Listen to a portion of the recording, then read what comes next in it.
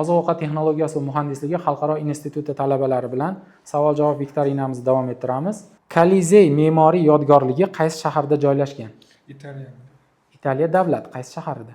Rimda. Rimda, to'g'ri. 1-0. Qaysi sayyora eng katta sayyora hisoblanadi? Yupiter. Yupiter. 2-0. Mona Lisa portreti kim tomonidan chizilgan? Leonardo da Vinci. Leonardo da Vinci, to'g'ri. 3-0. 512 ni 2 ga bo'lganda nechi bo'ladi? 512 2'ye bölgende. Taxminan aytinglar. 256. 256, to'g'ri. Futbol yulduzi Neymar qaysi davlatda tug'ilgan? Brasilia. Braziliya, to'g'ri. 4-1. Ufq romani muallifi kim?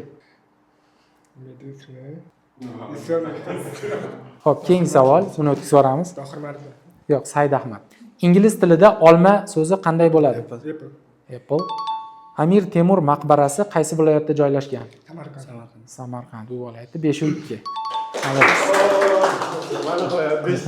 Qatnashganingiz uchun rahmat. Homiyimiz Aprel kompaniyasi tomonidan kir yuvish kukuni sizga sog' bo'ling.